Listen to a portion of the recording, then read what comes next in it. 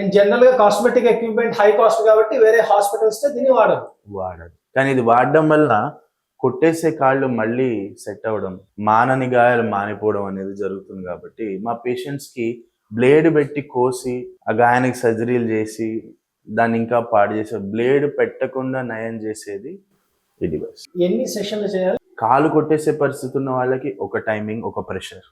కాలిపోయిన వాళ్ళకి ఇంకొక టైం, ఇంకొక ప్రెషర్. చిన్న చిన్న పిల్లలు ఆటిజంతో లేకపోతే ఇంకా వేరే న్యూరోలాజికల్ కండిషన్స్ వాళ్ళకి ఒక ప్రెషర్, ఒక టైం. అందం కోసం వచ్చే వాళ్ళకి, అంటే వాళ్ళు ఫిజికల్ గా ఫిట్ గానే ఉన్నారు, they just want for wellness.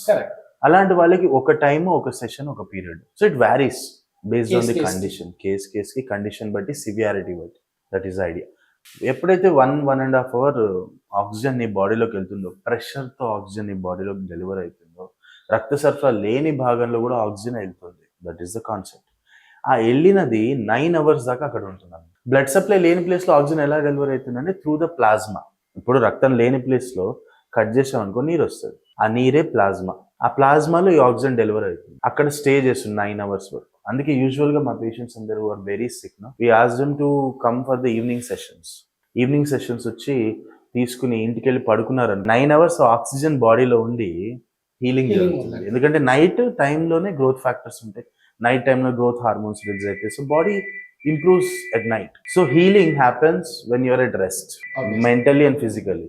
So అట్లా కొన్ని సెషన్స్ చేసిన తర్వాత ఏమవుతుందంటే అక్కడున్న వాపంతా తగ్గిపోవడం, లోపల నుంచే ఆక్సిజన్ సప్లై అవుతుంది, లోపల నుంచి ఇన్ఫెక్షన్స్ కంట్రోల్ అయిపోవడం. బ్లేడ్ పెట్టి కోసి దాన్ని పెద్ద గాయంగా మార్చే బదులు ఈ విధంగా లోపల నుంచి హీల్ చేస్తాం. ఇంటర్నల్ హీలింగ్ జరిగితేనే ఎక్స్టర్నల్ గా హీలింగ్ వస్తుంది, కానీ ఇంటర్నల్ హీలింగ్ జరగనప్పుడు ఎక్స్టర్నల్ హీలింగ్ ఎక్స్పెక్ట్ చేయకూడదు. అది కాదు కాబట్టి కొట్టేస్తున్నారు, బ్లేడ్ పెట్టి కొట్టేస్తున్నారు. So in this way internal healing we are doing.